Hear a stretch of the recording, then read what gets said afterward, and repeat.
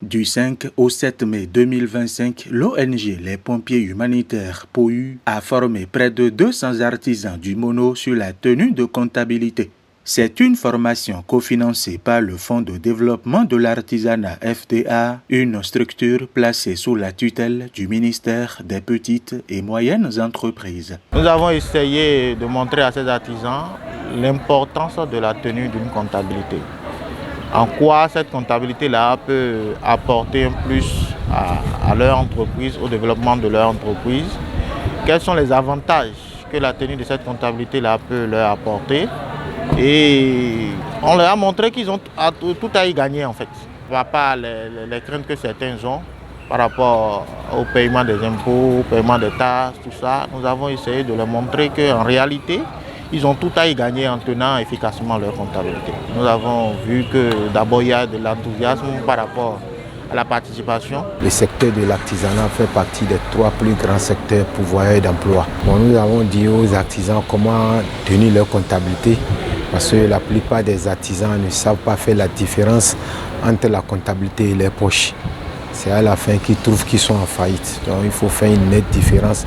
Ça leur permettra aussi d'avoir un suivi régulier sur les activités et assurer sa pérennité. À ce rendez-vous d'acquisition de nouvelles connaissances, les maîtres artisans exerçant dans divers secteurs d'activité ont été outillés par les experts. L'objectif final est de leur enseigner la bonne gestion financière pour faire d'eux de vrais pourvoyeurs d'emploi à la base. Désormais, ils ont pris la résolution de prendre au sérieux la tenue de comptabilité dans leurs ateliers. Parce que nous les artisans, nous sommes des personnes tellement riches sans qu'on ne le sache. Nous n'avons pas droit à mélanger tous les finances qui rentrent dans nos entreprises. J'avais commencé par noter, mais à un moment donné, j'ai commencé par négliger cela avant de suivre cette formation aujourd'hui. J'ai pris la décision de reprendre. J'avais l'habitude d'écrire et tel que le formateur vient de le dire tout à l'heure, qu'à cause de la paresse, on sait beaucoup de choses, mais on néglige. C'est mon cas.